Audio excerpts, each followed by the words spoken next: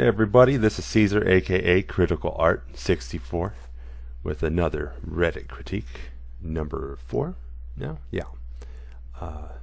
So we started with this submission, a work in progress by user very good. Okay.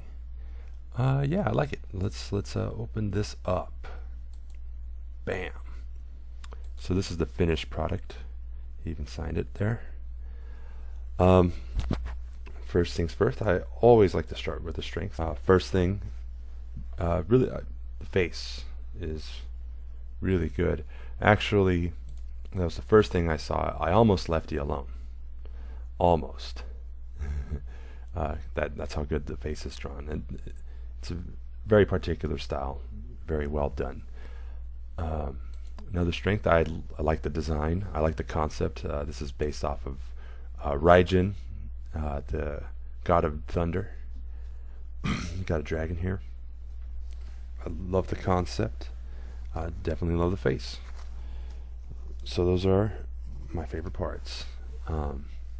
Now let's start with the critiques.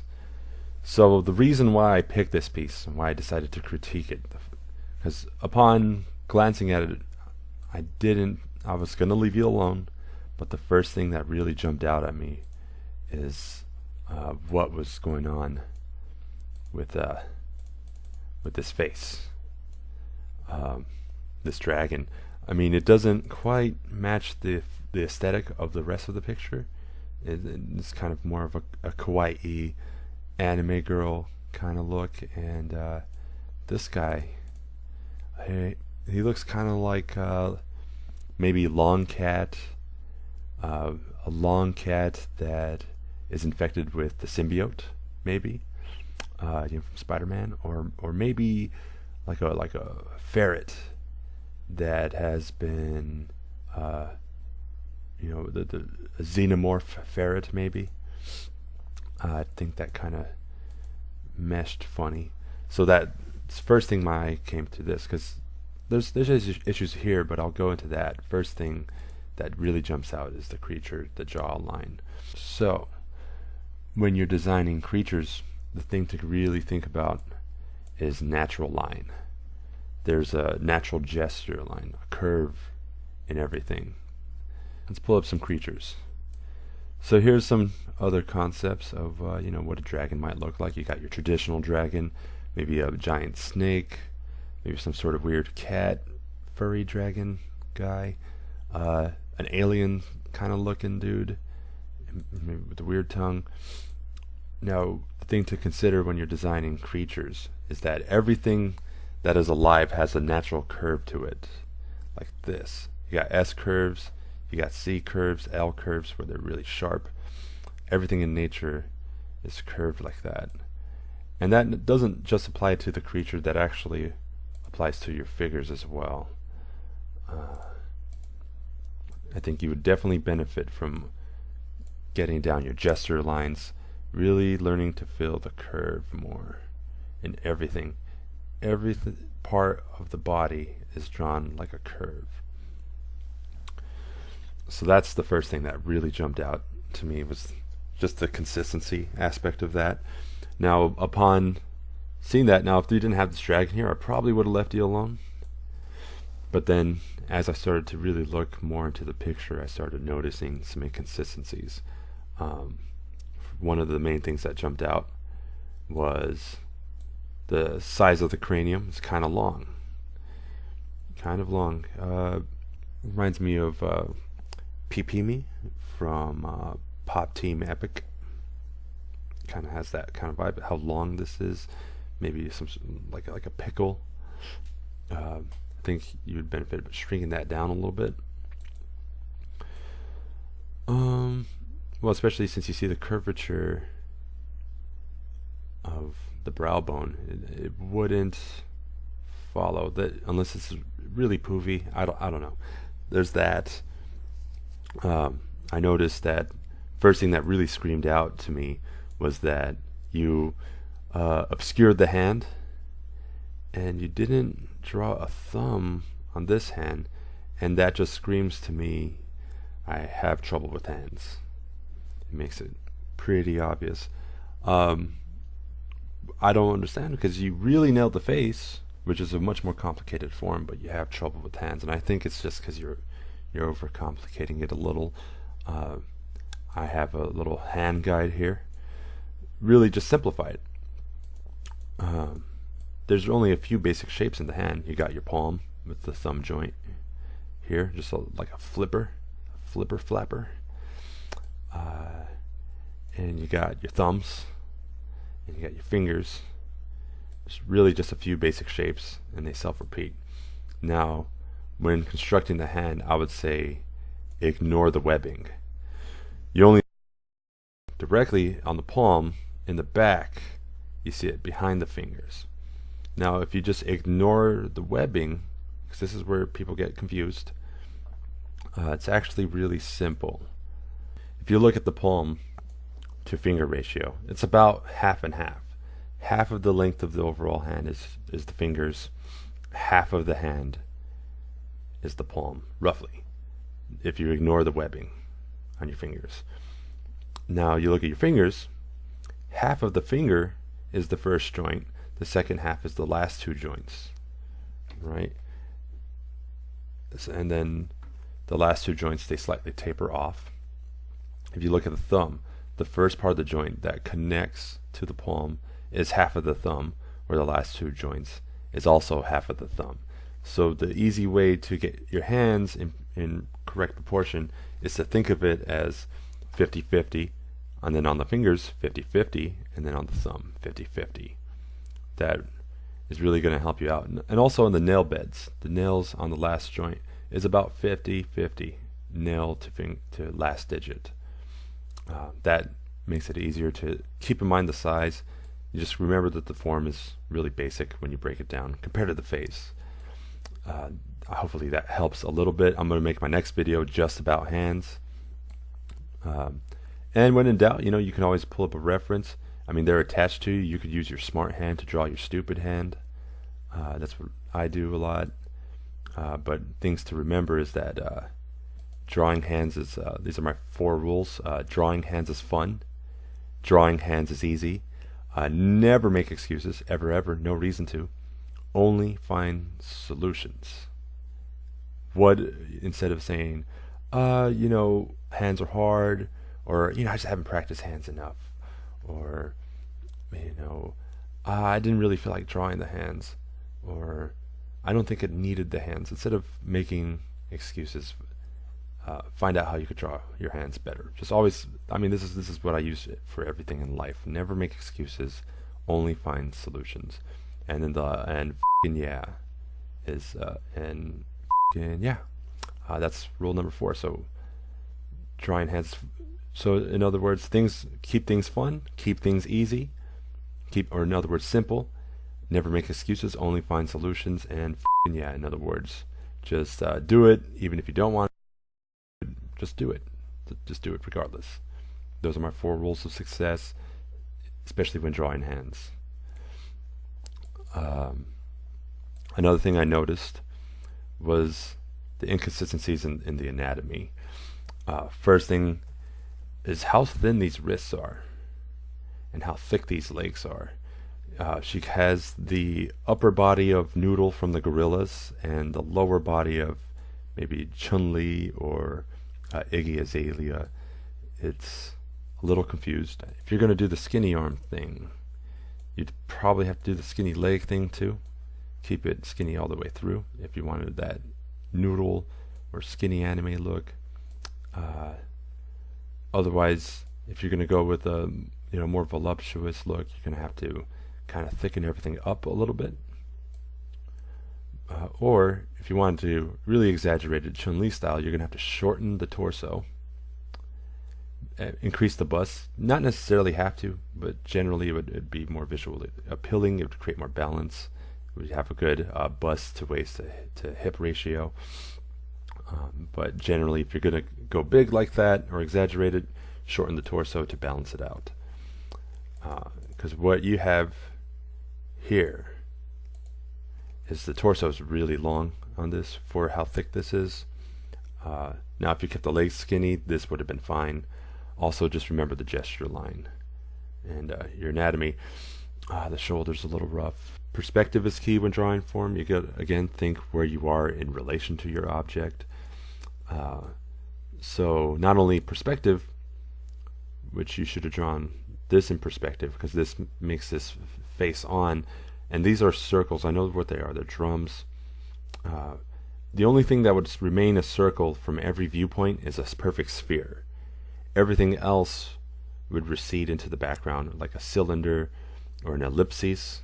Only a perfect sphere would be rounded from every angle, but these are not shaded like spheres, because then you would have your highlight here, maybe a little bit of lower light from here maybe, but they are shaded flat, so they're all facing the same, and that makes these look like Dixie plates on a giant coat hanger. I also noticed that he's in front of the drum, but the staff is behind the drum, which is kind of problematic. That would suggest that these are really flat, especially the angle of this hand, that these are almost non-existent. That is a depth problem. Another thing is with the staff and this drum, you create what's called a tangent, and a tangent makes things difficult to read, and it's usually to be avoided if possible. And now here's a tangent, right? A tangent is when two lines in separate forms slightly line up like this. It makes it hard to separate the form from the other forms. Better would to be is here's the drum, say, and if you put the staff crossing it, right? You rather have lines in art do this rather than this, or even this is fine, right?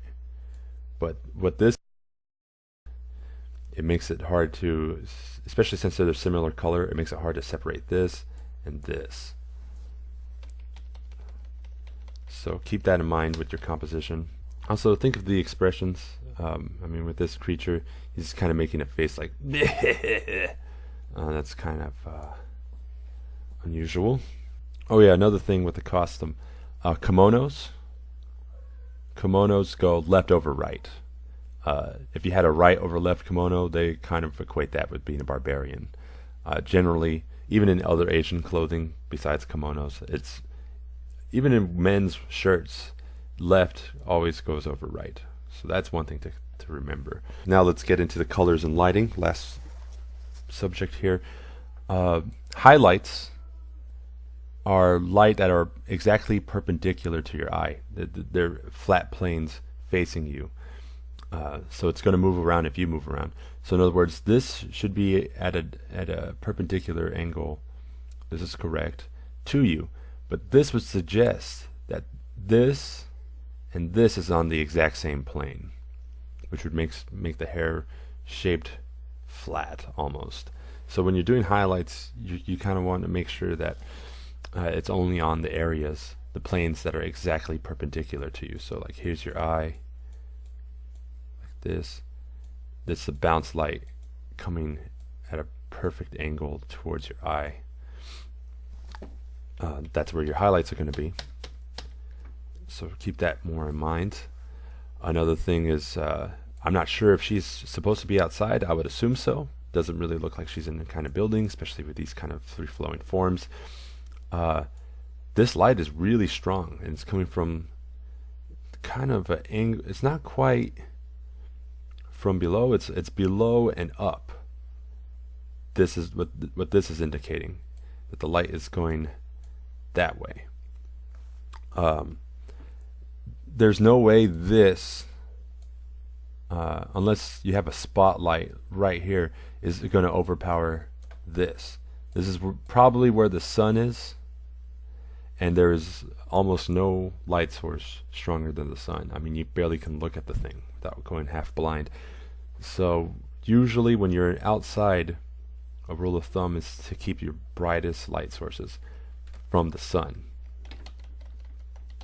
Also, if you're going to do this lighting, you'd have to reflect that same lighting pattern on the dragon as well. The last thing I wanted to bring up is the lack of contrast in this. There's definitely a lack of contrast.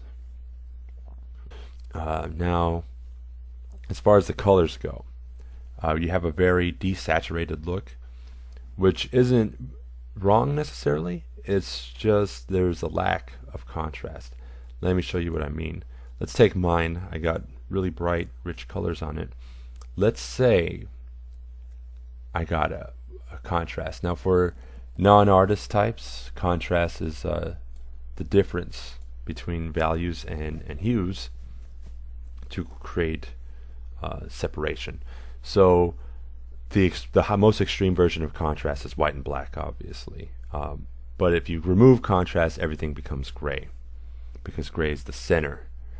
So if I took away the contrast from my picture, notice how it becomes more and more gray and desaturated.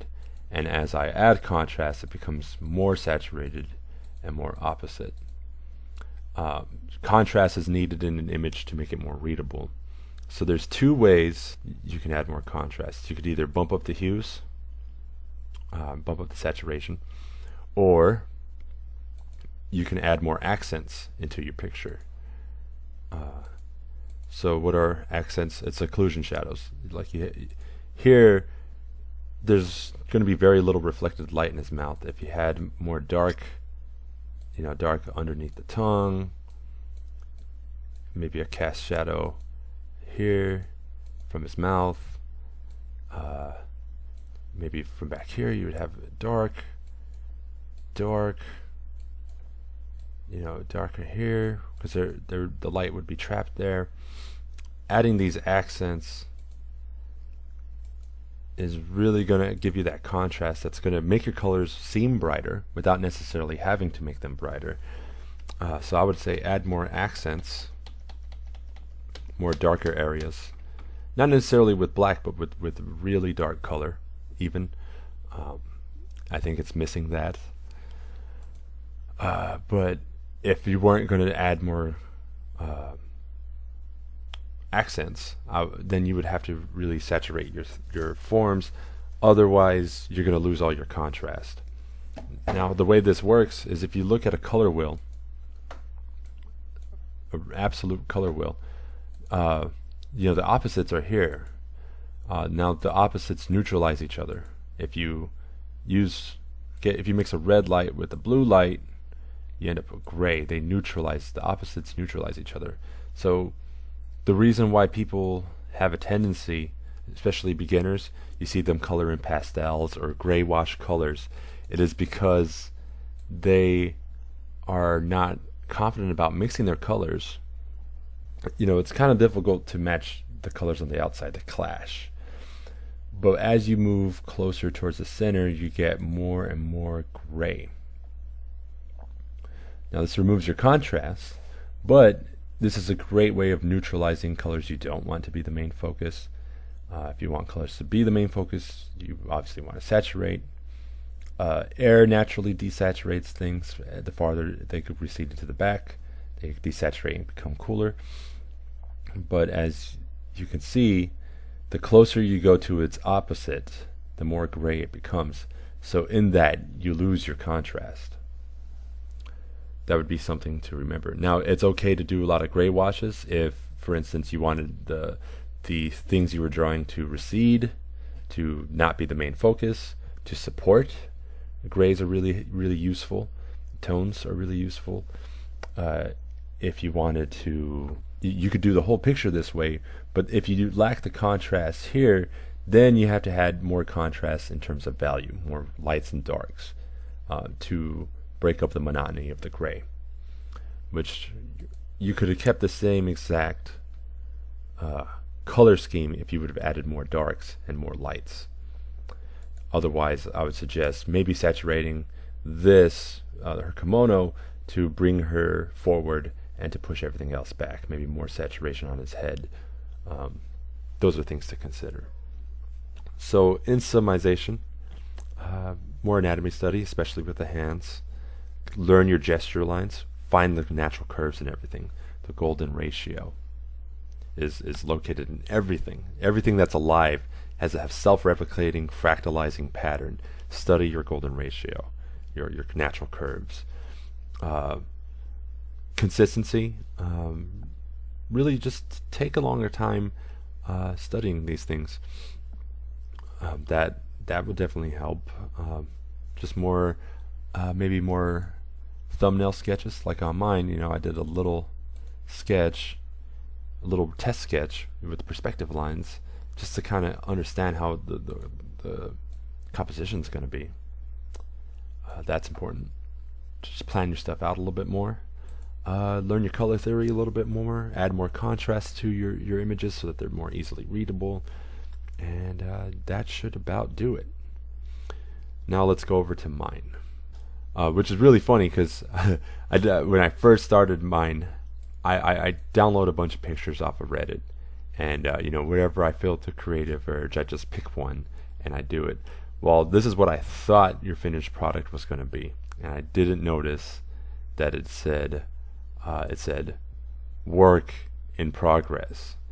And so I got up to this point, color flats, and you know, I thought, you know, all I have to do is add some highlights and shadows and mess with the lines a little bit, and I'll be done in about an hour. I'm a genius.